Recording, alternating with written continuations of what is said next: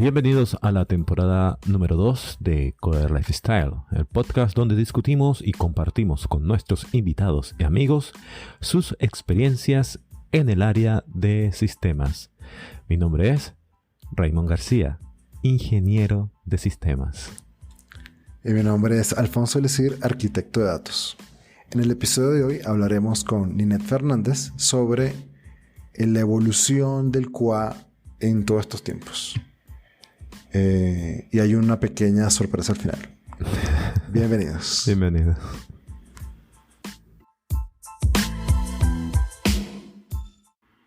Bienvenidos a una nueva edición de Coder Lifestyle. En esta ocasión tenemos a una invitada muy especial. Ella es Ninette Fernández y está hoy con nosotros para hablarnos acerca de la evolución del QA. Bienvenida, Ninette. Hola, buenos días, ¿cómo están? Muy bien. Bienvenida. Muchísimas gracias por la invitación. No, gracias a ti por aceptar. Exactamente. Bien, Ninette, para comenzar esta nueva sección, nos gustaría que nos contaras un poco acerca de quién es Ninette, cuáles fueron sus motivos y su inspiración para entrar a estudiar en el área de sistemas. Bueno, yo soy una chica venezolana que creció en Trujillo, imagínense ustedes. Así que mi motivación, en realidad, cuando yo estaba haciendo ya la secundaria, mi papá empezó a estudiar ya de grande. En el Tecnológico de Trujillo empezó a estudiar sistemas. Y después que se graduó, creo que estaba yo entrando a quinto año cuando él se graduó, decidió emprender y montó como un negocio pequeño en el que teníamos, era una especie de librería con algo de computación, transcribíamos trabajos y esas cosas. Y ese fue como mi primer contacto. Yo empecé a trabajar con mi papá atendiendo el local y lo primero que me dijo fue, bueno, encárgate de esto, ¿no? Las transcripciones. Entonces, el local estaba ubicado muy cerca de una universidad de posgrados. Okay. Y recibíamos todo lo que era las transcripciones de las tesis y no solamente había que transcribirlas, sino que además había que, como viste, los formatos de las tesis. Correcto. Que eran con normativas, que ya no recuerdo ahora el nombre de la normativa, pero bueno, era adaptarlo a la normativa que pedía esta universidad en particular. Entonces, bueno, eso fue como mi primera experiencia. Qué bueno. Lo que a mí no me gustaba de ese trabajo en particular, lo que a todos nos ha pasado en la vida, que las computadoras, bueno, las impresoras en realidad, sienten el miedo. Bueno, Sí. yo veía a mi papá sufrir cuando teníamos que imprimir y empezaba a fallar aquella cosa y él empezaba a desesperar y era como todo caótico. A mí esas cosas me generaban como angustia, no quería saber más nada, ¿no? Y cuando me gradué de bachillerato estuve como 6 meses porque yo era una niña que me creía artista. Yo quería irme por el área de comunicación social, ser periodista, cualquier cosa de esta, pero todo estaba lejos de Trujillo. ¿Qué estudiaba uno en Trujillo? Contaduría en la ULA.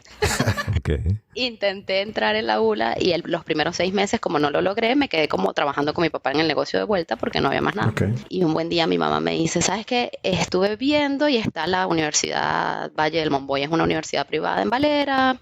Capaz yo estuve mirando y es algo que podemos llegar a hacer. Pero bueno, mira las carreras que hay. Y estaba sistemas. Yo no quería, porque yo veía a mi papá sufriendo con esa cosa. No quiero estudiar eso. Hasta que un día mi papá se sienta conmigo y me dice, bueno, Ninette, mira las posibilidades de este mundo. Eso no es solamente, pues yo me había quedado con la impresora que fastidiaba y una gente que tenía que arreglar la impresora. Eso era para mí. Y bueno, mi papá me explica todo lo que implicaba el estudiar sistemas, las posibilidades de trabajo en el futuro, toda aquella cosa. Y aunque yo no estaba muy convencida, siempre me dijo como que, bueno, imagínate, ingeniero. Me dio como por el ego, Okay. se metió. Y me convenció. Yo dije, bueno, está bien, vamos. La verdad es que el primer semestre me gustó muchísimo. Me acuerdo que la primera materia que encontré así que me encantó fue lógica. Y me iba buenísimo. Hasta que en el segundo semestre me tocó programar. No saben ustedes. Por eso todavía soy QA. Yo durante toda la universidad lo que hice fue programar para sobrevivir y aprobar materias, pero no se me daba nada bien. Lo que pasa es que, nada, yo creo que en mi casa me enseñaron tipo, ya empezaste, lo tienes que terminar. No había alternativa, ¿viste? Para eso que ahora la gente hace mucho, que es bienvenido y está perfecto de... Mira, no me gustó, me cambio. En mi época no, y en mi casa no estaba permitido. Usted se gradúa porque usted empezó y usted termina así se le tome la vida. Bueno, y así fue. Me costó un mundo en serio, pero bueno, se logró. Y después, es que me gradué, empecé a buscar empleo y como en Venezuela funcionaba todo así, viste, conseguí empleo en Caracas y esa fue como mi primera experiencia y así fue como llegué a Cuba, pero yo en la universidad ni siquiera sabía, o sea, lo vi muy poco. En realidad creo que como, no sé, en una materia por ahí en el séptimo semestre nos llegaron a hablar un poquito de lo que era la calidad de software, pero no era algo a lo que le daban mucha importancia. Correcto. Yo ni siquiera sabía, o sea, Es correcto. de verdad es que yo me gradué sin tener como mucha idea de hacia dónde quería ir. En algún momento hice algo de Cisco, pensando que Ujú. tal vez esa y hubiese sido como mi inclinación más, como la que me gustaba más al principio. Correcto. Ujú. Pero después no, después cuando hice las entrevistas para una consultora muy importante en el país, ellos me dijeron solitos, bueno, sí, quedaste y esto es lo que vas a hacer. De Vas a acuerdo. entrar al área de pruebas, que se estaba formando el área de pruebas en ese De momento, acuerdo. en esa empresa. Y así fue como caí en Cuba y me enamoré. Ahí fue que me enamoré, Ok. ¿viste? La carrera no, la carrera la sufrí. Claro, yo creo que en esa época mucha gente veía como Cisco como algo más tangible, ¿sí? Como algo Claro, tangible de aprender, Sí, algo que te podría abrir puertas. Gracias a Dios ya no es así.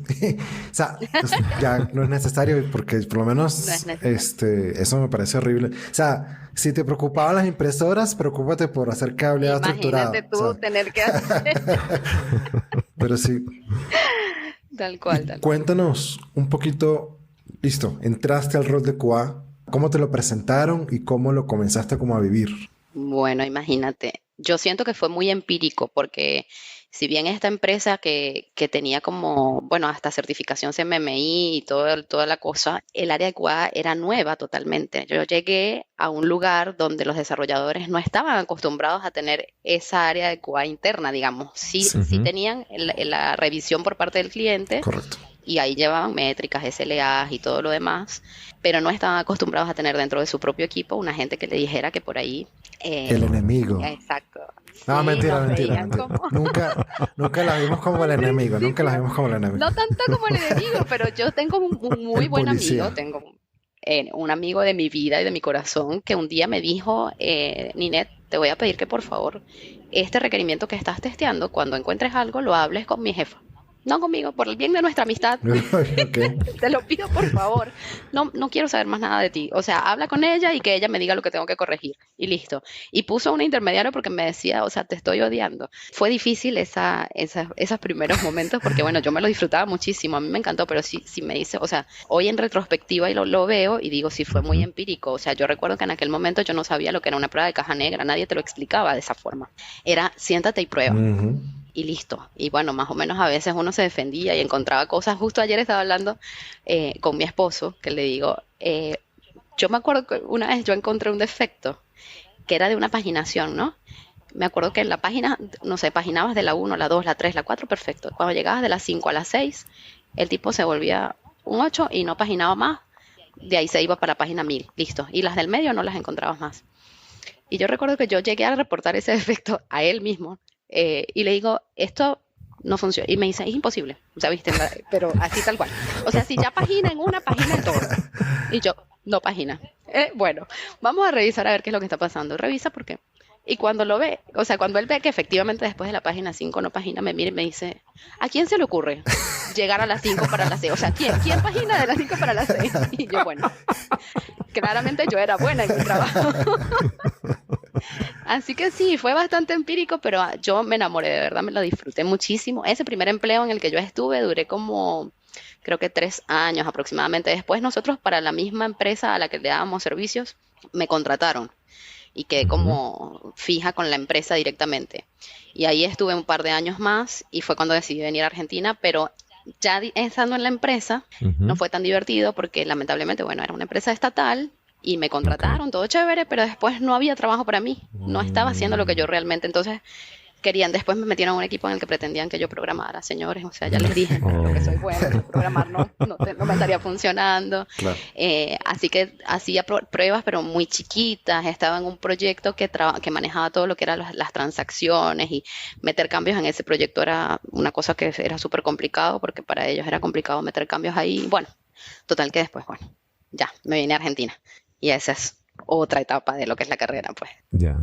Está muy interesante la historia, porque tú comienzas desde los inicios, ¿no? Desde lo que es cuando no teníamos ni idea de qué es lo que hacía, de cómo se cómo se hace. hacía tal cual, de procesos y esas cosas, no, teníamos, me acuerdo interno, Ujú. esta revisión que me acuerdo que los chicos de desarrollo tenían que hacer como una mini demo Ajá. y era como un paso exigido por, Ujú. supongo, CMMI, en el que Sí, me tenían que mostrar, mira, esto te lo estoy entregando y mínimamente el camino feliz anda. correcto. Ok. Esas eran cosas que eran, pero no eran propias del, ay, el proceso de QA, era más relacionado a cómo esta consultora tenía las normativas de sus MMI, sus estándares y todo, pero no había algo como específico de QA, el proceso de QA, cómo se generaba una evidencia, cómo, nada de eso, no existía. Recuerdo que a veces, para el que no sepa, pues yo trabajé con Inet en esa empresa.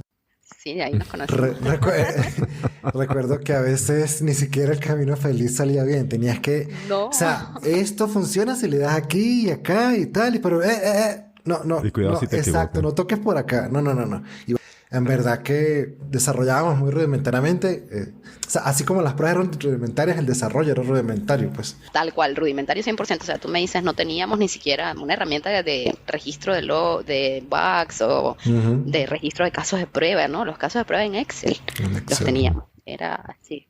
Cuéntanos, entonces, obviamente lo que queremos es esto, ¿no? Hablar de cómo ha evolucionado en tu experiencia, pues, ese Ujú, rol. Pero entonces, correcto. cuéntanos el concepto de la prueba y cómo lo hacías inicialmente. Inicialmente mi concepto de prueba era, aquí está el requerimiento, Ujú. se supone que debe hacer esto y uno ir y tocar botoncitos hasta encontrar algo que no estuviera funcionando del todo, ¿no? Ujú. Ok. Nadie nunca me explicó en ese momento lo que era, por ejemplo, una caja negra, una caja blanca, no sé, ir a revisar que se impactara algo, por ejemplo, en una base de datos. Nada, uno como que sabía, bueno, más o menos estas son como las cosas básicas que te da más como un instinto pensado desde el usuario final, Ok, Vale. no como un QA realmente, ¿no? ok, Después, en mi experiencia, lo que me pasó fue que cuando quise venir a vivir acá en Argentina, porque uno de mis grandes amigos que estuvo ahí, que es Octavio, ok, Octavio Suárez, sí, él se había venido a vivir acá antes, igual que Jennifer Maldonado, que también la tuvieron ustedes acá en el podcast. correcto. Se Correcto. habían venido acá a vivir como 2 años antes, ¿sí? Y yo recuerdo que Octavio me insistía muchísimo, Nin, acá en Argentina hay mucho, mucho campo para tu especialidad. Hay un montón de búsquedas laborales para lo que es el área de testing, porque acá es muy importante la calidad. No es como en Venezuela, que no estaba tan como, no tenía como la Arraigado. importancia que ya tenía acá en Argentina, ¿no? En Ok, Venezuela todavía estábamos como un pasito atrás en lo que era calidad. Eh, bueno, cuando tomé la decisión finalmente de venir, que no fue fácil, yo esa parte la Correcto. omití, pero yo tenía un nene en ese momento que tenía 9 años, ujú, y ahí decidí empezar a buscar y encontré la certificación de ISTQB para el nivel foundation de lo que era un tester, ¿no? Esa fue como la primera puerta de entender lo que yo hacía con nombres, ¿viste? ok, O sea, ahí fue la primera vez que le di como una estructura. Yo todo eso lo hacía, claramente, ¿no? Cuando te enseñan, por ejemplo, las técnicas para diseñar casos de prueba y te hablan de los valores límites, tú dices, ah, claro, yo esto lo hago, pero tú lo hacías por instinto empírico, no sabías lo que estabas haciendo realmente. Yo, por ejemplo, no lo sabía hasta que me encontré con esa certificación y eso le dio mucha estructura a lo que ya yo sabía hacer, como que lo terminé de complementar con lo que era obviamente la forma de hacerlo y bueno, eso me cambió como la visión totalmente de lo que era mi rol y ver cómo desde otro lugar sí tenía como mucha, mucha importancia, ¿no? ujú, Sí, En correcto. otros lugares. Entonces, bueno, hice mi certificación, me preparé para venirme para acá, para Argentina, y cuando llegué comencé a buscar y encontré una consultora en la que estuve Ujú. todo mi tiempo acá en Argentina. Yo estuve 7 años y medio en esa consultora, recién en enero me cambié. ok, Ya después Vale. les voy a contar el detalle de ese cambio, pero sí, en esa consultora cuando yo recién llegué y les conté de toda mi experiencia, ellos vieron algo en mí que hasta hoy estoy súper agradecida y me dijeron, Ninet, ¿cómo te sientes con el tema del liderazgo? Y yo, bueno, Ujú. mira, la verdad es que a mí siempre me ha gustado, bien mandoncita que soy, me gusta, me gusta. Si te pusieran a escoger, me dicen en la entrevista, recuerdo perfecto, ¿qué preferirías? Y yo, bueno, la verdad es que también me gusta seguir haciendo cosas. Siento que me falta mucho por aprender, tal cual mi experiencia en Venezuela había sido muy empírica, no he tenido oportunidad de tener contacto con herramientas, por ejemplo, herramientas de pruebas, herramientas de Ujú. gestión. O sea, yo siento que todavía tengo un camino grande por recorrer en lo que es la parte técnica. Me gustaría seguir desarrollando eso, pero al mismo tiempo me encantaría poder, sí, gestionar equipos, ¿por qué no? Bueno, la respuesta perfecta porque eso era lo que buscaban ellos en el rol. Ok. Vale. Así que, y bueno, además tenía habilidades con el inglés, así que me dijeron buenísimo porque la búsqueda que tenían era justo eso, un líder técnico para un proyecto con una empresa importante de autos en la que tenía que poder comunicarme con gente de Japón, gente de Brasil, entonces inglés, Chévere. buenísimo, tienes el inglés, Excelente. tienes las habilidades para ser líder, te gusta seguir haciendo cosas, ellos manejaban un 70-30, 30 liderazgo, 70% mete mano y hasta el trabajo. Así que, bueno, ahí empecé y ya era otro mundo. Aquí habían herramientas. Ok. Herramientas. Utilizábamos Jira, por ejemplo, para la gestión de los tickets. Utilizábamos, ya no los casos de pruebas no se hacían más en Excel. Utilizábamos TestRate para hacer los casos de prueba, TestRate. por ejemplo. Ok. Exacto. Y bueno, y aquí sí era como muy importante, sobre todo en este proyecto, la verdad es que era un proyecto súper cascada, súper cascada. Nosotros invertíamos un montón de tiempo en lo que era documentación y después en la ejecución a 2 minutos. Oh, Pero fue un proyecto súper estresante, pero sí me enseñó a mí a ver lo importante que era en este lugar la calidad. Y hasta que Correcto. nosotros no dábamos el ok, las cosas no salían. Ok. ¿No? Era como, bueno, de la mano con la otra persona que teníamos en Brasil, que era como el responsable de calidad del lado de Brasil, conmigo, éramos como los finales, hasta que nosotros no aprobábamos todo, incluida documentación. A mí me hacían a veces repetir pruebas súper complejas, Ujú. porque en una evidencia no había quedado la primera línea de la query, por ejemplo. Ok. Ok. Eran cosas así. Ok. Ok. Y te digo que fue un proyecto que duró, bueno, hicimos 2 proyectos en realidad, durante 9 meses 2 proyectos, y estuvimos documentando 7 meses y desarrollando y probando durante 2 meses. O sea, Ok. era así.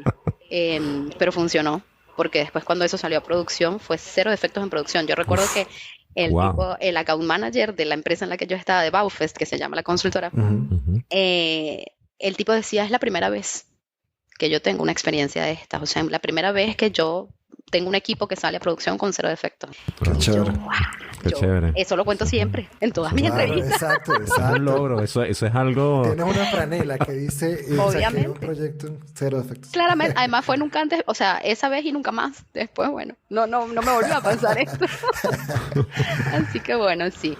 Y después de eso, estuve en una empresa, bueno, terminó este proyecto con esta empresa que les decía de automotriz, Ujú. y me asignaron a una empresa también muy importante de lo que era todo lo que es medio de pagos acá en Argentina.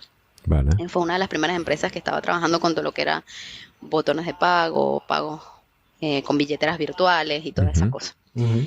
Y ahí también, o sea, estuve 5 años de mi vida y fueron espectaculares en todo lo que yo crecí en conocimiento, digamos. Ahí yo aprendí lo que era hacer pruebas de servicios, hacer pruebas en testing mobile, hacer pruebas responsive, usabilidad, experiencia de uso. O sea, todas esas cosas que antes ni idea. Ni idea. Agilidad, porque tampoco yo había Ok. venido todo el tiempo trabajando en cascada y acá empezamos a hacer agilidad.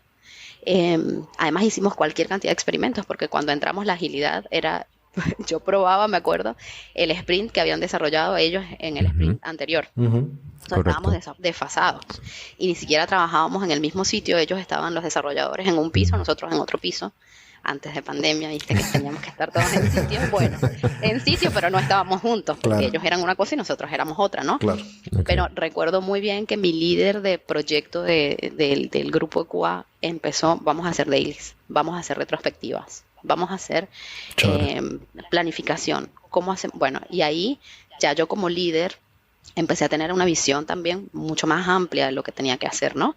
Porque aparte, si bien en el anterior proyecto ya yo tenía el rol de líder, era un equipo, 2 personas y yo, o sea, muy chiquito, era bastante más sencillo planificar cosas. Vale. Acá en este nuevo, el súper desafío era, tenía yo un equipo como de 6 personas del lado de nuestra consultora, después habían 2 automatizadores de nuestra consultora también, y habían como 4 personas de otra consultora, más los referentes de la empresa.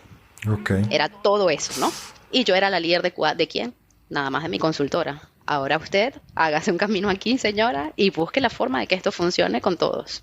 Ahí el cambio de mentalidad de empezar a ver la foto completa, de hacerme cargo de lo que estaban haciendo, de lo que estaban tomando todos para poder entender bien el producto completo, ¿viste? Porque te seccionan, entonces, ¿qué es lo que sabes hacer? Después, entonces, cómo organizar una regresión, cómo ayudar a los de automatización a priorizar qué necesitábamos y qué nos urgía más en las automatizaciones. Y esa experiencia también fue hermosa y una de las cosas que también orgullosísima me siento, yo junto con mi líder, ¿no? Logramos hacer que el equipo se sintiera como uno solo, porque al final eso era lo que necesitábamos para que el proyecto tuviera éxito, ¿no?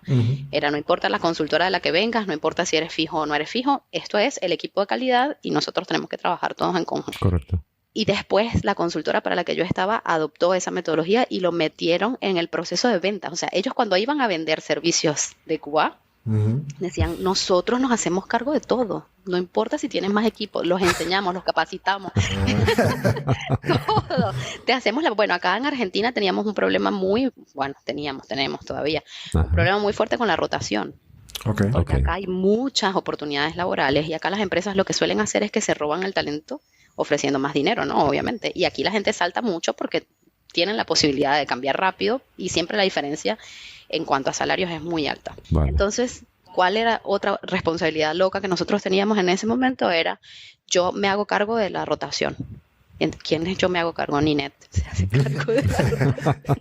O sea, cuando alguien de repente se iba, era parte de mi trabajo que el cliente no sintiera esa ausencia. Buscamos la forma de que el reemplazo tenga un onboarding rápido, que aprenda lo más pronto posible. Lo que dejó el otro, bueno, vemos cómo lo repartimos en el equipo, se saca, pero el cliente no va a sentir esa ausencia. Bueno, todo eso después era parte de lo que hacíamos vendiendo a los siguientes clientes. O sea, esa experiencia a nosotros nos sirvió muchísimo. Y a mí me ayudó muchísimo a crecer porque yo después pasé de ahí a tener la oportunidad de ser manager dentro de la consultora. Otra cosa, otro rol, otra experiencia completamente distinta. Ahí ya te enseñan cómo conversar con clientes, cómo hacer que un proyecto sea rentable, cómo negociar con las personas, incluso cosas de retención, salariales, oportunidades. Bueno, otro mundo. Así que bueno, por eso en esa empresa que estuve 7 años, llegué hasta ese rol, hasta el rol de manager. Y estuve como manager aproximadamente 2 años. Me agarró la pandemia en ese rol. Así que también fue un desafío. A mí me gustó muchísimo. Está súper interesante porque comenzaste, vamos a decir, desde cero y comenzaste a ir escalando dentro de la compañía hasta llegar a un rol de los que son tops ya de gestión. Y eso es bastante cool. Sí. En el periodo en el que tú comienzas a trabajar de forma manual, vamos a decirlo así, y ya cuando entras a esta compañía, en el mundo de QA van suscitándose muchos cambios. Se van utilizando más herramientas. De repente, anteriormente tú tenías que hacer la prueba manualmente 5, 6, 7 veces y algunas veces eso llega a ser cansón. En el transcurso en el cual tú comenzaste a como experimentar esos nuevos cambios a nivel de QA, existen herramientas para agilizar el proceso de QA, porque no es lo mismo que una máquina te haga todo el proceso de QA, que lo pueda hacer más rápido, siendo el QA que lo haya de repente configurado, a que una persona, a que un solo QA lo haga de manera manual. ¿Cómo ha sido tu perspectiva de esa evolución desde tus inicios, cuando alguien lo hacía manual, hasta estos tiempos? ¿Qué puedes decir acerca de eso? No, tengo mucho para decir. Cuando yo comencé en la empresa esta que les contaba de medios de pago, fue la primera experiencia que tuve con un proyecto tan grande que nosotros salíamos a producción cada 15 días.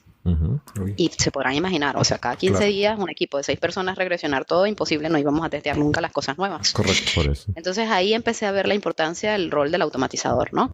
En esta empresa llegó una persona que ha sido también vital en mi vida, Oscar Cepeda se llama, es un ingeniero también maracucho, que era el líder del grupo de automatización. Vale. Y empezamos a trabajar en conjunto, hicimos además un equipo de trabajo increíble entre él, el líder del proyecto, y yo, y la verdad es que fue espectacular, pero ahí empecé a ver cómo era ese trabajo, ¿no? Yo me sentaba con él y le mostraba, mira, esto me está tomando tanto tiempo, esto nos está sacando tanto tiempo, ¿cómo hacemos? ¿Qué priorizamos? ¿Cuál es la factibilidad de automatizar? Y si ellos hicieron un framework adaptado específicamente para este proyecto. Tenía todo como perfecto para este mismo cliente. Eran brillantes, 2 chicos de acá de Argentina que eran brillantes. Y yo me acuerdo que incluso ellos desarrollaron como una mini aplicación para poder enlazar los CBUs ¿Vieron lo que es la cosa para transferir el dinero a las cuentas?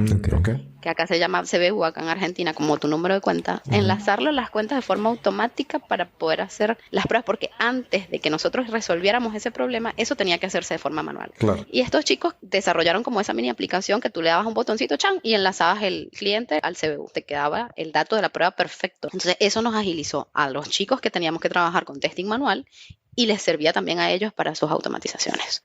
Entonces, en ese momento recuerdo que ellos seleccionaron como herramienta trabajar con Selenium, más Ruby, era lo que ellos habían hecho, y el framework era un framework diseñado por la consultora para este cliente, así.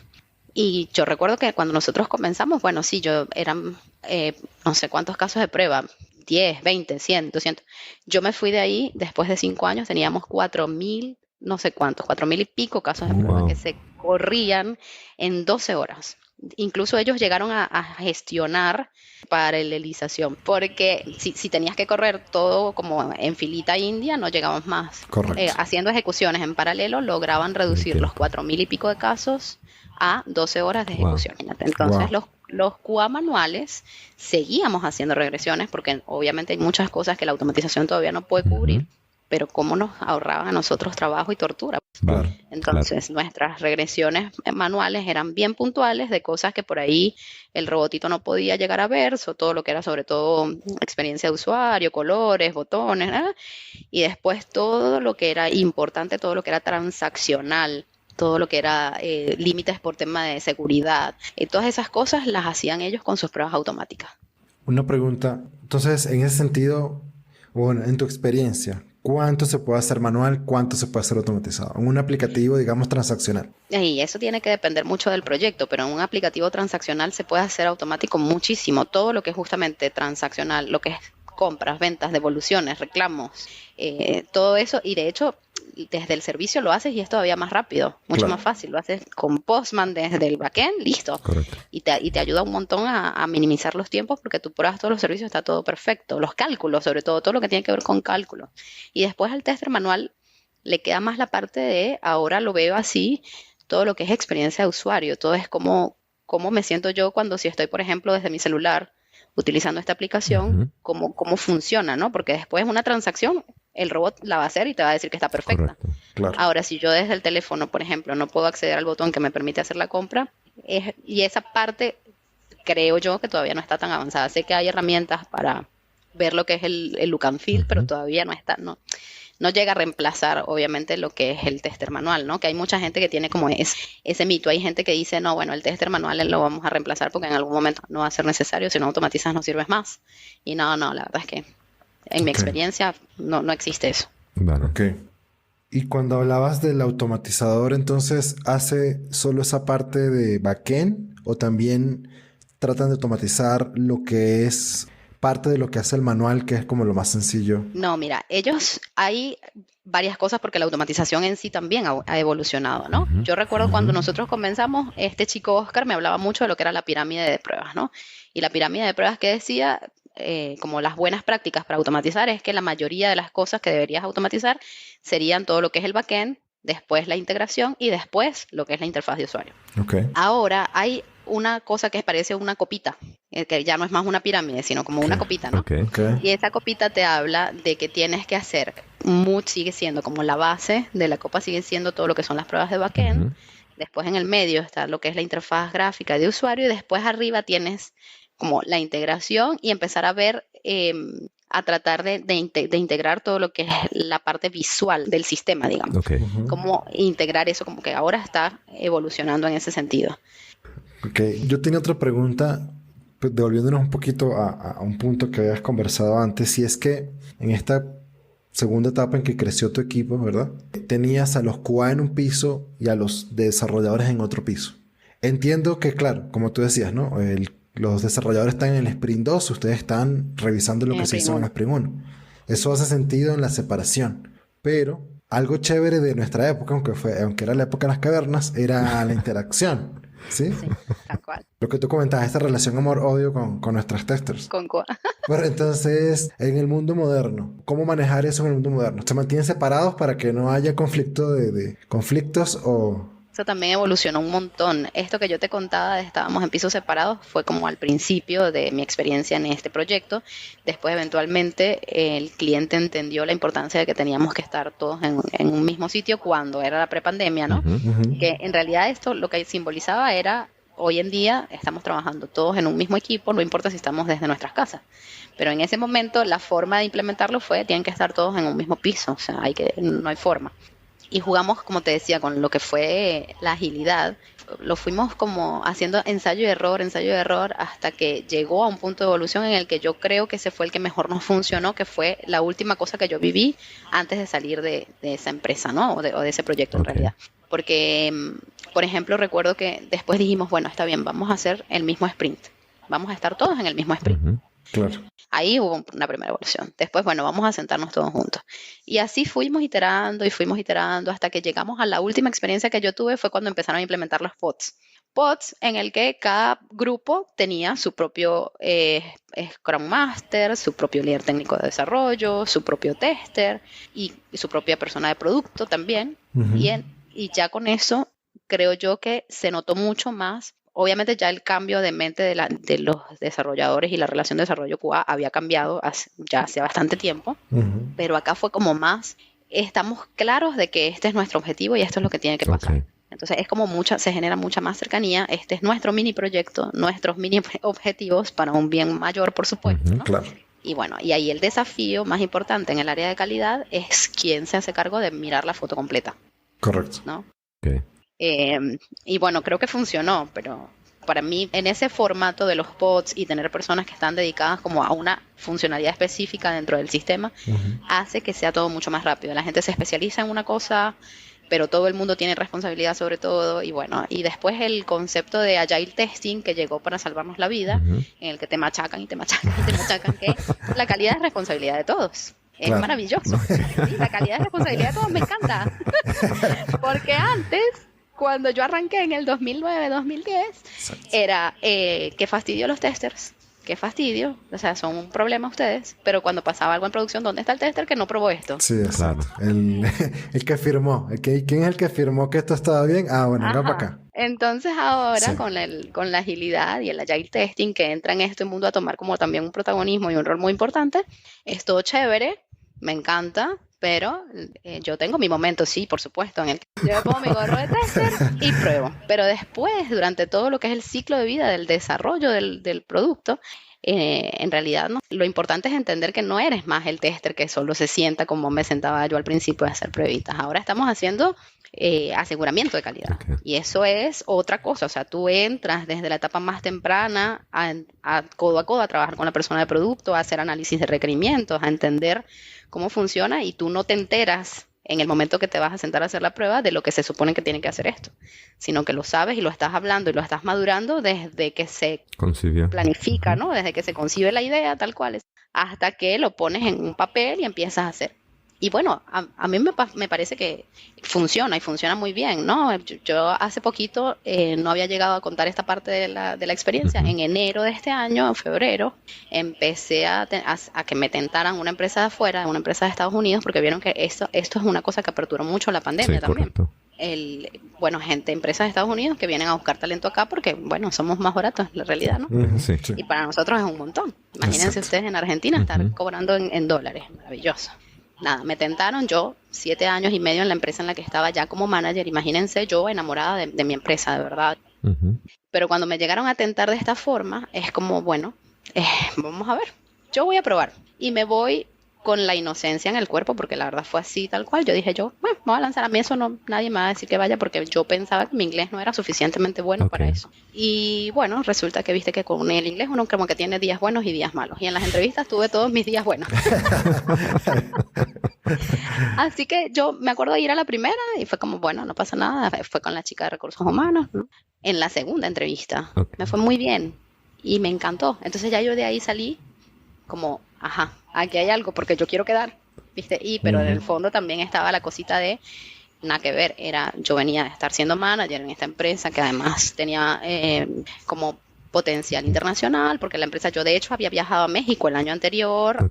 Entonces, claro, esa sensación de voy a salir de acá donde ya todo el mundo me conoce, donde me va súper bien, tengo mi proyección de carrera súper... Además, yo sentía que yo ahí no tenía techo, yo podía llegar a ser, bueno, yo siempre lo decía, yo quiero ser responsable de un país algún día, lo voy a hacer acá, con ellos, socia, o sea, yo muero aquí.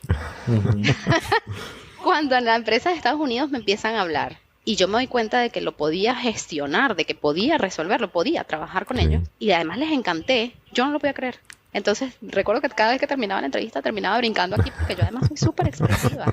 Me contrataron y yo tuve hasta pesadillas por el tener que dejar la otra. O sea, era como, para mí era como un duelo, era una separación, era horrible. O sea, en ese momento de verdad la pasé muy mal porque yo estaba casada con esa empresa, la verdad.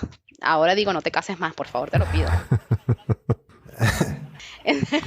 Y ahora estoy en una empresa nueva que no es a la que me fui. Okay. Por eso les contaba, bueno, hace poquito me enviaron la computadora porque acabo de empezar. Okay. Pero en el primer cambio que hice fue darme cuenta de que podía con el desafío del inglés, de que iba a empezar a conocer a otras culturas, otra forma de trabajar. Correcto, es así. Y fue darme cuenta, bueno, primero, sí puedo. Y segundo era, bueno, no importa, volveremos a empezar. Y muchachos, eso es lo que estoy haciendo, volví a empezar. Primero me fui a esa como QA lead. Okay. Cuando entré a la empresa, el QA lead de nadie, porque la única persona que había sido QA se iba en una semana. Okay. Bueno, está bien, vamos a hacer QA lead de qué, bueno, del proceso de aseguramiento de calidad para el proyecto en el que me asignaron, no importa, yo siempre me las arreglo. Y empecé a trabajar muy de la mano con la chica de producto, con todo esto, y empecé a darme cuenta de que estamos como ahora un paso más allá, porque ahora hacemos las cosas incluso de forma asincrónica. Tienen una cultura tan distinta, o sea, yo pasé de estar casi que las 8 horas del día sentada en reuniones de Zoom a tener incluso 2 días de reuniones libres. Las dailies eran lo que llaman ellos async. O sea, lo haces por chat. Tienes un Slack que dice stand up y ahí pones tu cosita de lo que hiciste, lo que vas a hacer de la daily. Y se acabó. Entonces teníamos lo que eran los martes y los viernes totalmente libres de reuniones para que fuera tiempo de concentración y que la gente sea más productiva. Eso está interesante. Entonces tú dices, maravilloso, yo podía encontrar cosas por ahí que a la analista o a la persona de producto no la había visto en una etapa muy temprana y hacer sugerencias en una etapa muy temprana sin necesidad de estar en una reunión de Zoom revisando todos al mismo tiempo todo. Que eso me pareció espectacular. Y lo otro que me pasó con esa experiencia fue darme cuenta que son más relajados. O sea, si bien también manejas compromisos, manejas deadlines, es completamente distinto la cultura, ¿no? La forma en la que trabajas. Bueno, después de esa mini luna de miel que me duró muy poquito, yo empecé a darme cuenta de que estaban pasando cosas raras en esa empresa, había gente que se iba y nadie hablaba de eso. Yo dije, bueno, perdón, voy a empezar a buscar, porque acá esto me parece que no va bien. Y empecé a buscar empleo y me contactó una empresa, la que estoy ahora. Bueno, en realidad a través de un tercerizado me contactaron. Entiendo. Hay una empresa argentina que se dedica a buscar talento en Latinoamérica para macharlo con empresas en Estados Unidos. Ellos desarrollan un producto que es para trabajar tal cual, para promover lo que es el trabajo asíncrono y tienen personas en todo el mundo. Entonces, yo, por ejemplo, en mi equipo actual, trabajo con un chico que es de Uruguay, que deberíamos tener la misma zona horaria, y el señor es un nómada que está ahora en Italia, no sabe ni siquiera por cuánto tiempo, porque la empresa, la cultura de la empresa te lo permite. O sea, la gente no tiene un horario establecido, todo el mundo trabaja de forma asíncrona. Te piden estar en las horas que son cruciales para hacer lo que son las meetings, que son muy poquitas, creo que son 2 o 3 reuniones y ya, y listo. Entonces, todo eso ha sido evolución. Que no es solamente de QA, Correcto. Es evolución de todo, ¿no? Pero bueno, el rol de QA también sigue evolucionando porque ahora, yo si bien sigo trabajando mucho con el equipo de desarrollo, ahora también trabajo mucho con lo que es el equipo de producto. Una pregunta, con tu visibilidad cuando estuviste en management, ¿verdad? ¿Dirías que el trabajo asíncrono o este estilo asíncrono, vamos a llamarlo así, es producto de la pandemia o ya estaba y la pandemia lo que hizo fue darle más espacio a ese estilo de trabajo? ¿Cómo lo sientes? Yo creo que íbamos para allá y la pandemia lo aceleró. Sí, estoy de acuerdo. Porque cuando yo estaba trabajando en esta empresa de medios de pago, nosotros estábamos todos juntos en un mismo sitio al principio y después hubo un momento que nos dijeron, no señores, nosotros acá no tenemos más espacio, estamos hacinados. Necesitamos que las consultoras se lleven a su gente. Y ese fue como nuestro primer contacto con el trabajo, no digamos asíncrono, porque todos teníamos que estar en el mismo horario, todavía seguía siendo muy restrictivo el tema del horario, Ok. pero sí remoto, porque nosotros seguíamos yendo a oficinas, pero eran las oficinas de nuestro consultor, los desarrolladores que eran de otra consultora iban a las oficinas de sus consultores y los referentes del cliente estaban en su oficina, era su referente del cliente. Listo. Vale. Entonces ya ahí empezamos a tener ese primer contacto con el trabajo remoto Claro, claro. y todas las herramientas que nos ayudan a trabajar con eso. Claro. Solo que seguía siendo restrictivo el tema del horario y seguíamos sintiendo que el equipo, que por lo menos al menos uno, ¿no? El nuestro, los de la consultora teníamos que estar en el mismo lugar. Y le pasaba lo mismo a los desarrolladores y a los clientes. Ellos estaban yendo físicamente a la oficina, pero bueno, allí ya trabajábamos remoto, ya empezamos a tener ese contacto. Entonces sí creo que íbamos para allá. Ahora la pandemia me parece que aceleró todo muchísimo más. Nos abrió muchas puertas. Yo siento que es espectacular en ese sentido lo que dejó, ¿no? Sí. Obviamente fue horrible, pero creo que para nosotros en el área de sistemas fue la ventaja más grande que nos dejó es que a mí, ¿quién me iba a decir que yo iba a estar trabajando con una gente que está en la India, el otro está en Nueva York, el otro está en Suiza, el otro está en Italia, Claro. en Uruguay, el otro está aquí mismo en Argentina? O sea, y mi equipo es así, todo gente que está en todas partes del mundo. Todo internacional. Sí, Sí, la pandemia demostró que, que la elección que hicimos fue buena. Claro. Obviamente gracias a mi total. papá. Exacto. La hicimos muchos años antes, pero fue una buena elección. buena elección. Bien, ahora ya nos has explicado un poquito de manera técnica y de cómo has evolucionado a través de tu rol. Ahora, la siguiente pregunta que queríamos hacerte es, explícanos así de qué se trata el rol de QA. ¿Cómo tú definirías el rol del QA? Bueno, el rol del QA es muy amplio porque cuando tú hablas de calidad, si bien hay por ahí algún concepto, seguramente Wikipedia tiene un concepto bien breve de lo que es la calidad. Si tú le preguntas a la gente, Ujú. todo el mundo tiene un concepto distinto de lo que es la calidad, ¿sí? O sea, te lo va a expresar de forma diferente. Entonces, el rol, si uno lo tuviera que resumir, sería como asegurarse de que las personas o los usuarios finales estén satisfechos con el producto que nosotros estamos desarrollando, ¿sí? Como si lo tuvieras que poner en una línea. Vale. Después, lo que eso abarca es un montón de cosas. Mira, tengo en mi mente como varias frases que me han quedado para la vida. Yo recuerdo cuando empecé en la consultora esta acá en Argentina, el primer día, subiendo las escaleras del edificio, había en la pared una frase que decía: la calidad es recordada por mucho más tiempo después que el esfuerzo que hiciste en eso ha sido olvidado, ¿no? Como lo que les contaba ahora. Yo tuve una pesadilla de proyecto, pero cuando salió a producción Zero Defect, yo me quedo con eso siempre, ¿no? Y yo me recuerdo mucho más de la satisfacción que me dio eso que el esfuerzo que tuvimos que hacer para llegar ahí, ¿no? Claro. Correcto. Y así con tantas cosas. O sea, si alguien te dice, por ejemplo, que pruebes un lapicero y tú dices, bueno, ¿cuál sería como el estándar básico de calidad? Es que la cosa esa escriba, ¿verdad? Porque es un lapicero Correcto. y tú lo que necesitas es que escriba. Entonces hay como diferentes niveles de lo que sería la percepción de calidad para alguien. Tú dices, bueno, el lapicero escribe. Chévere. Después puedes tener un nivel bajo de calidad del lapicero, que es que cuando te escribe te derrama demasiada tinta y es un fastidio. Ujú. Entonces tú dices, bueno, él cumple con su propósito. Ahora, ¿me satisface 100%? Lo cambiaría si pudiera, ¿sí?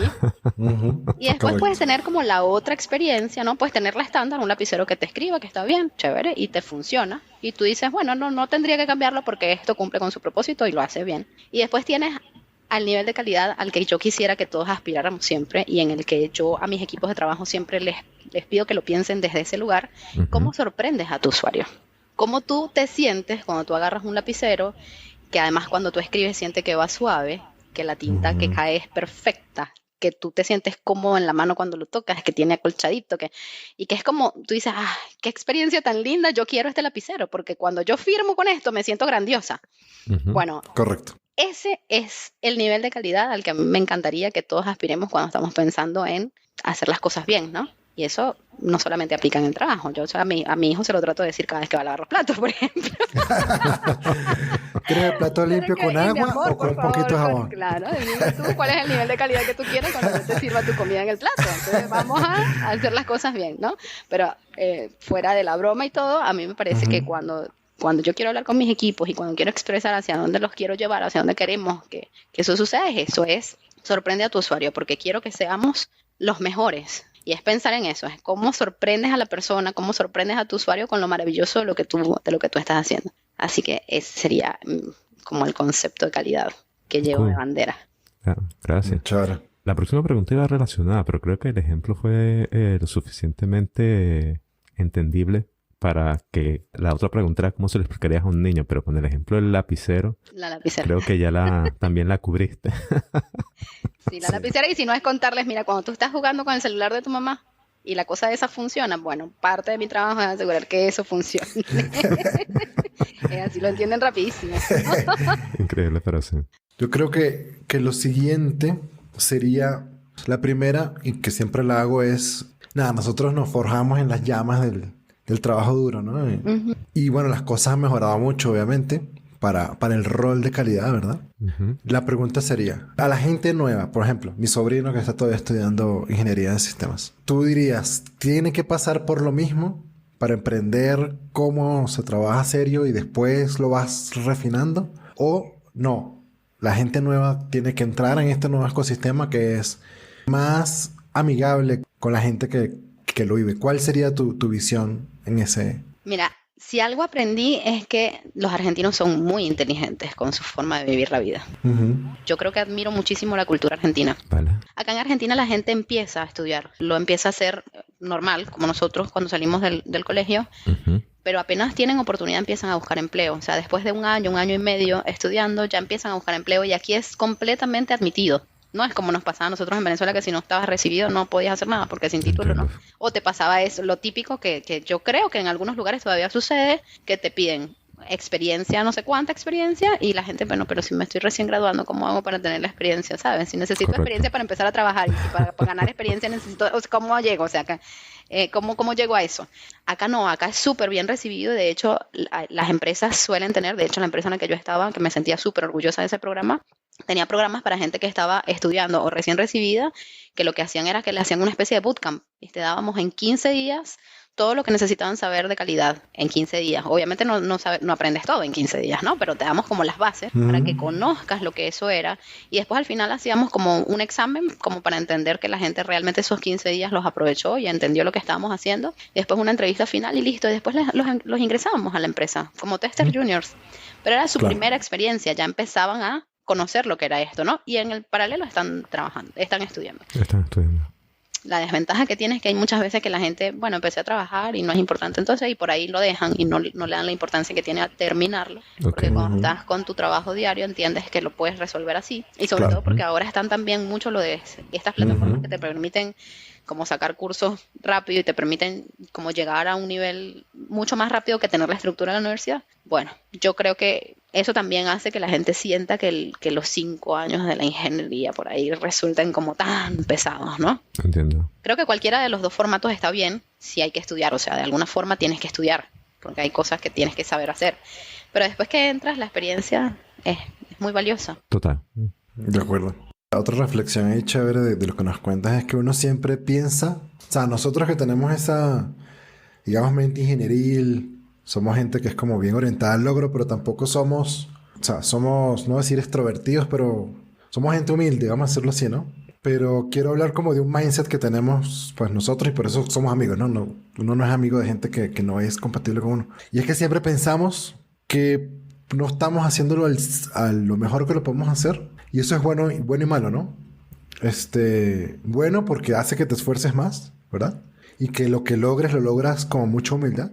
Pero al mismo tiempo, pues uno siente miedo a hacer cosas, ¿no? Y tú nos has demostrado con tu historia que uno siempre puede hacer más. Ujú. Y no se trata de quemarse trabajando 24 horas. Se trata de, no, o sea, yo puedo hablar inglés. No voy a ser el mejor, pero lo puedo hacer. Y no tengo por qué no intentarlo porque me da miedo. No, dale, tienes que darle, tienes que probarlo y tienes que arriesgarte para poder progresar, digamos. Sí, yo creo que somos, no sé si es solamente en el área de sistemas, creo que las personas en general solemos tender eso, o sea, tener esa tendencia de ser muy exigentes con lo nuestro y después en el siguiente paso tener como mucho miedo, ¿no? Y a veces parece hasta contradictorio, porque tú dices, si eres tan exigente contigo misma, ¿cómo es que te da miedo poder hacer? Pero bueno, sí, la verdad es que a mí me daba muchísimo terror salir de mi zona de confort. Yo me sentía muy cómoda y pero es que además estaba muy contenta. Yo estaba casada y enamorada.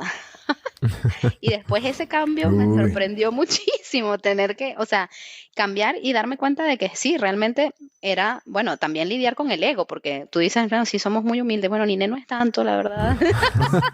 Yo tenía que lidiar con el ego de Ninet manager, a después ir a LinkedIn y volver a poner, mira, empecé mm, como supuestamente QA lead y después ahora ya ni siquiera QA lead, ahora soy senior engineer, ya está. Ya. Lidiar con el ego y decir, bueno, mira, ¿sabes qué? Sí, esta oportunidad es chévere y acá me va a tocar que volver a empezar.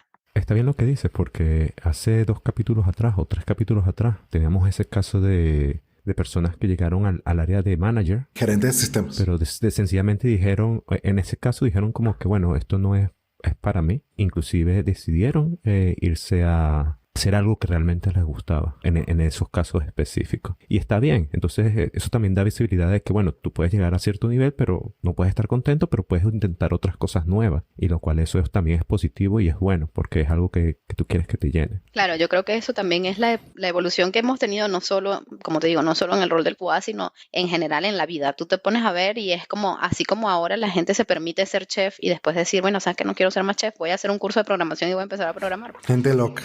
Es que antes era, claro, pero antes eso era como Sí, nunca claro. antes visto. Tú eras enfermera, por ejemplo, mi mamá, y morías enfermera, y ahora es como que está permitido hacer otras cosas. Bueno, me parece que lo mismo está pasando con el tema de la evolución de la carrera. Antes era como, bueno, tú vas subiendo escaleras hasta que llegas a, no sé, CEO, Ujú. ponele, no sé, Ujú. a lo que quieras ser. Como decía yo quiero ser la responsable de un país, y eso era como lo que yo veía como mi trofeo, ¿no? Allá arriba, Ujú. hasta allá es donde yo quería llegar. Y después ahora te das cuenta que en realidad está permitido como más hacerlo como si fuera un grafiquito de ventas, una cosa que sube, o sea, puedes ir, Puedes tener volver, diferentes y no caminos. pasa nada, y no pasa nada, no está mal visto, no quiere decir que yo Correcto. mañana te da ganas de ir a ser manager en una empresa y me van a decir, ay, no, mira, sabes que como los últimos años no lo estuviste haciendo, no va a ser posible. No, yo sé que si yo mañana quiero volver a ser manager, pues sencillamente empiezo a aplicar a búsquedas que tengan eso y ya. O me preparo con alguna especialidad, si es que sintiera que eso es lo que me hace falta, pero no es como que tiene que ser de vuelta una línea recta Ujú. o hacia arriba subiendo escaloncitos para poder llegar a lo que quieres hacer, sino que está permitido, está bien visto volver y hacer lo que sea y buenísimo, porque Ajá. es como un cambio tan drástico que, como les decía, estoy otra vez enamorada y de luna de miel y vamos a ver qué pasa después de esto, no lo sé, pero yo súper contenta de la evolución que ha tenido el rol y de la evolución que ha tenido en general todo lo que es nuestras carreras, Claro. ¿no? Y lo que nos ha permitido incluso estar sentados hoy aquí, estar conversando de esto, que antes no era ni pensado, ¿no? Correcto. Excelente. Entonces, ¿qué le recomendarías a la Ninette de hace N cantidad de años? No vamos a hacer, no vamos a dejar que la gente haga matemáticas. No me dejas así, está muy bien. Pero, Me gusta que me cubras. pero, ¿qué le recomendarías a la Ninette que entró en esta empresa a hacer QA como su primer trabajo? Como mi primer trabajo. Uy, le recomendaría que siga por ahí porque iba bien, definitivamente. Y es así, tal cual, como no te estreses demasiado, sigue tu instinto, que está bien. No está mal hacer lo que te gusta. Yo siempre me quedé con el QA porque era lo que yo disfrutaba hacer. Así que ahora lo que le diría, bueno, anda y aprende. El cursito este de ISTQB, tal vez hazlo antes. Haz ese cursito antes y no le tengas miedo al cambio, porque definitivamente yo he sido de las personas que, si bien lo hago con mucho miedo. Salir de Venezuela para mí fue una cosa súper difícil, pero lo hice con mucho miedo, pero lo hice. Ujú. Es eso, como que si pudiera darme un consejo de decirle todo va a estar bien, no te estreses tanto en la previa, porque la previa la sufro mucho yo. La previa Ujú, al cambio ujú. para mí es muy difícil, la sufro un montón. Ojalá que la Ninette de hoy también lo entienda y entonces en el próximo cambio no lo sufra tanto como lo he sufrido Claro, anteriores, claro. ¿no? Ojalá. Voy a agregar una pregunta más y es, y nosotros llevamos tiempo, te doy primero un poquito de contexto. Nosotros llevamos tiempo pues queriendo como introducir el tema de ser programador con hijos, ¿sí? Porque pues Raymond y yo pues no tenemos hijos. Ah, Para nosotros, bueno, por lo menos yo voy a hablar por mí, disculpa Raymond, no pretendo hablar No, por ti. dale, dale, dale. Y es, o sea, lo veo como complicado, ¿no? Nosotros trabajamos bastante y le dedicamos bastante tiempo al trabajo. Entonces, tener un niño Ujú. me parece un reto súper grande. Pero entonces, claro, ¿qué le aconsejarías tú a esa persona que está allí entre 3 y 2 y dice, bueno, o qué consejo le darías a alguien de sistemas? Como, sí, algo así, con hijos, sobre el tema de cómo manejar la vida de padre con tal. Mira, voy a empezar por el principio. A los que no tienen hijos. Ok. La verdad, si este es un momento para tener bebés y trabajar al mismo tiempo, es ahora. O sea, probablemente en el futuro vamos a tener todavía más comodidades y vamos a estar mejor, porque yo creo que de aquí para adelante, o sea, siempre vamos a estar mejor. Evoluciona todo y vamos a estar mejor, y para nosotros es como un momento hermoso. Siempre lo digo, esto de que las empresas ahora se peleen para ver qué te ofrezco para que tú estés mejor, y yo compito contra las otras empresas. Cuando tú antes te sentías como, soy yo la que tengo que ofrecerlo todo porque si no, o sea, me quedo sin trabajo, ¿viste? Ahora eso cambió. Eso mismo es para la gente que tiene hijos, ¿no? Yo que viví todas, las viví todas. A mí al principio, para cuando empecé a trabajar en Caracas, a mi hijo lo tuve que dejar con mis papás en otro estado, porque yo no lo podía tener conmigo en Caracas, ¿no? Entonces las viví todas, las situaciones que se puedan imaginar las viví todas. Después me vine sola con él acá en Argentina. Vale. Y bueno, pasé por cualquier cantidad de cosas. Mira, el tiempo de mayor calidad que yo le he podido dar a mi hijo es desde que estamos trabajando en la casa. Y el cambio que él tuvo con nosotros también es súper, súper notorio, ¿no? Él se nota, se siente y se le ve que está muchísimo más feliz. Igual no te digo que sea 100% sencillo, porque a mí muchas veces, y mi hijo ya está grande, a mí todavía me pasa que a veces él quiere conversar. Y bueno, mi mamá está en la casa. Claro. Mi mamá está en la casa, yo quiero hablar. Y es como, ok. Hay veces que yo lo dejo, hablamos, y de repente, bueno, cuando miro la hora, tengo que entrar a una reunión, hijo, discúlpame, pero o sea, tenemos que cortarlo acá porque tengo que entrar en una reunión. Pero sin embargo, estoy ahí y está el tiempo que sea así cortico, no importa, esos 5 minutos para que él, cuando él quiera hablarme, me lo pueda hablar, y no como antes que teníamos que esperar a que yo volviera a la casa para podernos ver, ¿no? Correcto. Entonces, yo creo que la pandemia lo que te permite es eso. Después que te van a pasar cosas como las que les pasó a todo el mundo, que te llega el muchachito y te abre la puerta atrás, y si estás en una videollamada te van a ver, o que de repente estás en una reunión. Mira, yo he estado con gente que está en la reunión, estoy en reunión y el bebé empieza a llorar. No, es que el bebé tiene hambre. Chicas, no, el bebé tiene hambre. Bueno, no pasa nada. Reprogramamos la reunión, anda, atiende al bebé y vuelve. Pero y eso no es algo que evolucionó solamente para mí. Ahora todo el mundo lo entiende. No pasa nada porque o sea, todos estamos viviendo lo mismo. Entonces es mucho más sencillo ser empáticos con el otro porque nos está pasando lo mismo a todos. Y todos estamos disfrutando también de lo mismo porque todos podemos ahora esas ventajas. Claro. Correcto.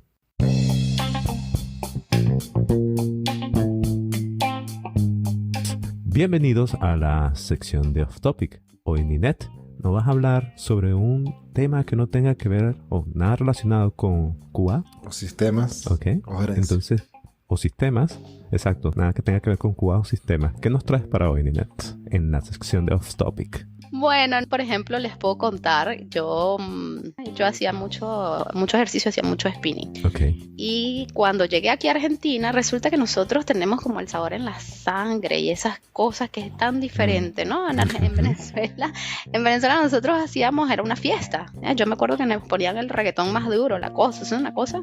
Y era un bonche, la gente gritaba, ¿no? Y llego acá y cuando voy a mis clases de spinning, Dios, esto no... A la gente aquí le gusta otra cosa. O sea, entonces sus clases de spinning son como Dios manda. Spinning en la clase sin inventos en la bicicleta. O sea, dicen la premisa principal es lo que tú puedes hacer en la bicicleta en la calle, es lo que tú vas a hacer en la bicicleta en la clase. Acá te ponen un tecno. Hay música tecno, música así, tipo, o rock en inglés. Acá me encuentro con esto y Dios mío, ¿qué hago yo ahora? Bueno, he luchado durante casi 8 años de mi vida con ese problemita. Cambiando de lugares a cualquier cantidad de sitios, tratando de encontrar mi lugar en el mundo para volver a ser una chica deportista, y hasta el sol de hoy no lo logré. Hasta el sol de hoy el objetivo no ha sido alcanzado, muchachos. Yo he intentado todo. Me he movido por todos los gimnasios de la ciudad.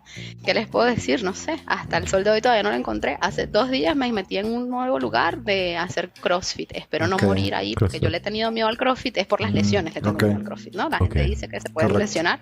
Le tengo terror a eso. Entonces, bueno, empecé en CrossFit. Dentro de un año les cuento si eso funciona. Cuando hagamos... o no funcionó, porque hasta ahora, bueno, no. El objetivo no ha sido alcanzado y yo como. A mí me gusta comer. Me gusta tomar cerveza. En Argentina desbloqueé un nuevo nivel, el vino tinto. Todos los vinos tintos que tú quieras probar, Nina, bienvenida sea. Y bueno, y las picadas. La picada es como una tablita de fiambres. Ok. Con pan y alguna cosa, no sé, una berenjena en el escabeche, A mí me Sabroso. gustan los viernes en la tarde para relajarme. No voy a ir al gimnasio a relajarme, no me Exacto. pasa eso. Ni gimnasio no puede meter. Yo destapo un vino y pongo una picadita chiquita y entonces así con eso nos relajamos. Sabroso. Aquí los venden, pero es como que el quesito y los fiambres o los Exacto. embutidos, exacto, los embutidos. Y yo lo que hacía era comprarlo, lo cortaba y me los comía así con Sí. sabroso. Pero los voy a entrevistar yo Ok, a ustedes. claro. ¿Qué Ajá. hace Raymond y qué hace Alfonso para desestresarse? Ah, bueno, yo comencé desde hace varias semanas atrás a levantarme a las 6 de la mañana para ir al gym.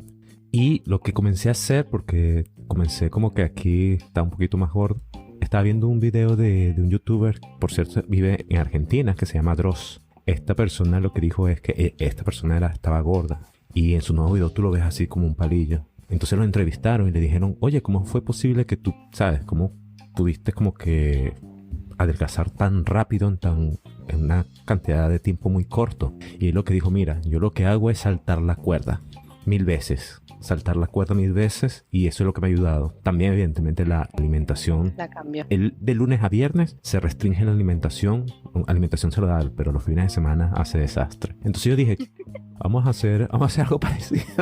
Entonces yo lo que voy, pero a mí no me gusta saltar la cuerda por problemas de rodilla y de pie. Entonces yo lo que hago es ir y voy a la elíptica. Y lo que hago es media hora todos los días. Y eso te ayuda mucho a mantenerte en forma, me imagino. Y eso me ha ayudado a rebajar.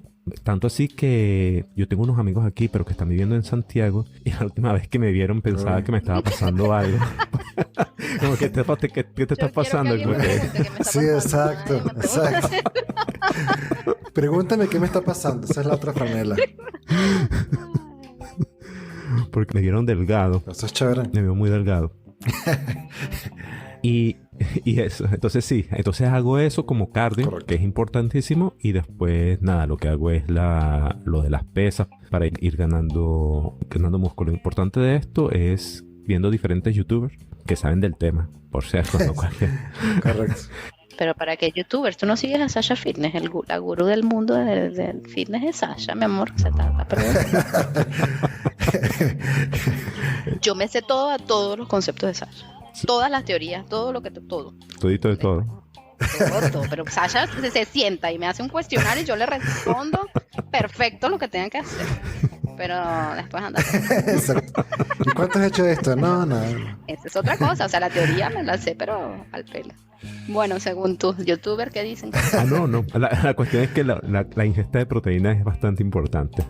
Ujú. Proteína. Entonces hay que tener como una cantidad mínima. Que cuando comencé a hacer todo esto, yo pensaba que estaba ingiriendo la cantidad de proteínas adecuadas. Y por eso es que me veía como más delgado. palito. Pero cuando yo comencé a ingerir lo que se debía ingerir de Es un montón, ¿no te parece? pero No usas suplementos, yo tomo proteína en suplementos para No, poder no me ha tratar de llegar gustado. al requerimiento. no me ha gustado. Quizás debería Compra la de intentar. Sasha que dicen que te gusta. No, Sasha no me está pagando para hacer promoción de nada.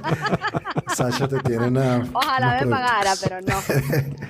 Pero búscate a Sasha. Raymond está perdiendo el tiempo. Ok, voy a buscar a Sasha. Con las Voy a Porque invitaciones. eres una gente que hace caso, porque yo me sé la teoría, pero no hago caso. Si tú haces caso, Exacto, Sasha, eso sí tiene Raymond. Ok, la voy a seguir en Instagram para comenzar anda a a, buscarla. Yo no entiendo, no puedo creer que seas venezolano y no enamorarme sepas de- quién es Sasha, si Sasha es No, Sasha. no, yo sé quién O es sea, Sasha desde hace tiempo, pero nunca la he no seguido. sigues, Pero no la has visto no, últimamente. estás perdiendo. Pero por favor, anda. A mí me da risa una cosa, es que tú dices, ¿qué hacen para desestresarse? Pero estamos hablando de ejercicio, o sea que estamos... Claro, por eso lo aclaré al Estamos. final, porque yo conozco mi...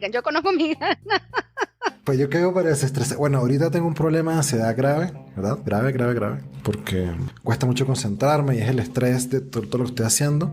Pero para mantenerme on topic, estoy haciendo ejercicio 3 días a la semana, martes, jueves y sábado, con una entrenadora. Antes de la pandemia había empezado el tema de gimnasia. Y chévere porque, bueno, como escucho podcast, es como un espacio donde puedo concentrarme en escuchar, que es mentira porque el ejercicio requiere concentración. Pero nada, listo. Empezó pandemia, cerraron gimnasios. Entonces, nada, mi esposa que no, mira, vale, vamos a hacer ejercicio. Y yo, bueno, listo. A mí no me gusta. Yo no soy de hacer ejercicio. Yo prefiero irme a un parque, lanzar disco, correr, y ya. Y después comer, ir a los chinos y tomar cerveza como hacíamos. Exacto. Listo. Mi esposa, antes de conocerme, iba a maratones. Ella dice que yo fui el que le maté eso. Y dije, yo no te estoy agarrando las piernas para que no vayas a correr. Pero bueno, el hecho es que dijimos, listo, vamos a hacer ejercicio. Listo, yo me anoto. Entonces, tenemos una entrenadora. Paramos a las 5:30 de la mañana. A las 5:30, 6:30. Y en verdad me ha funcionado. O sea, me gusta, me siento bien. Acabo de cambiar de pesas y es lo peor porque sientes que estás otra vez en el square one. De cero, sí. Pero me siento chévere, o sea, sí he bajado pancita, cambiamos también la dieta. Y tú sabes que tú estás hablando de tu esposa, Alfonso. Tú conoces a mi esposito también, tipo que toda la vida le gustó hacer deporte, jugaba béisbol, todo Ya lo bueno demás. eso. Bueno, él llegó aquí a Argentina y se echó a perder también. Él dice, él echa la culpa a la ubicación geográfica. Él dice que el problema es la ubicación Hay pura geográfica. carne y vino. Que no lo logra, pero no le echa la culpa a la carne de mío, tal cual. Entonces, el señor también aquí le cuesta un montón. Ahorita me da risa porque él no sube peso como yo estoy toda redondita. Él no, él es solamente la panza, porque Ok. tiene una panza rarísima. Claro. Entonces, lo demás está flaco porque obviamente perdió musculatura.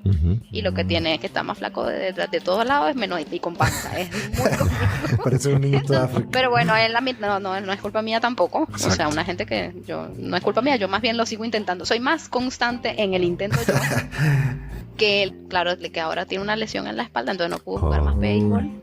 Y bueno, y ahí quedó. Bueno, Eso es el almanaque. el almanaque. Bueno, entonces hay dos episodios en el futuro. El episodio sobre fitness para programadores y el episodio Sí. El Ya episodio lo estoy sobre... anotando. Exacto. Y esos son... Espero que en ese episodio de fitness para programadores Raymond haya hecho su tarea y sepa lo que dice mi gurú Sasha. Claro. Ok. Vamos a volverme un... ¿Cómo? Un Sasha... ¿Cómo es que le dicen? Sasha Fitness Lovers. Exacto. Sasha Fitness Lover.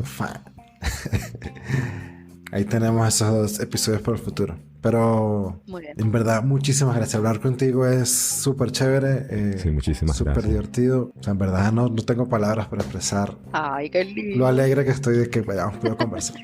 Muchas gracias por invitarme y por haberme tenido paciencia. Miren que le quedé mal varias veces, qué horror. Pero bueno, Eso pasa. estuvo divertido. Muchísimas gracias de verdad por considerarme, por acordarse de mí. No, a ti muchísimas gracias por tu tiempo y por estar aquí hoy con nosotros, realmente. Un placer haberte tenido. Qué lindo, gracias. Un placer para mí venir también.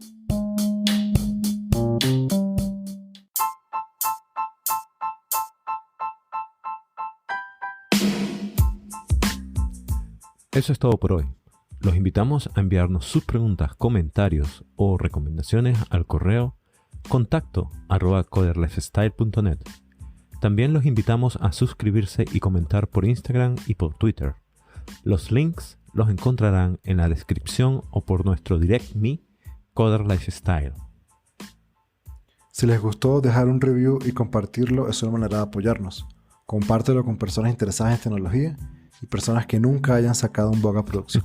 Que decir, nadie. Queremos agradecerles a todos por sus comentarios. Esto nos ayuda a crecer y mejorar el programa. Muchas gracias por escucharnos. Nos vemos en el próximo episodio y que tengan una excelente semana. Bye. Bye.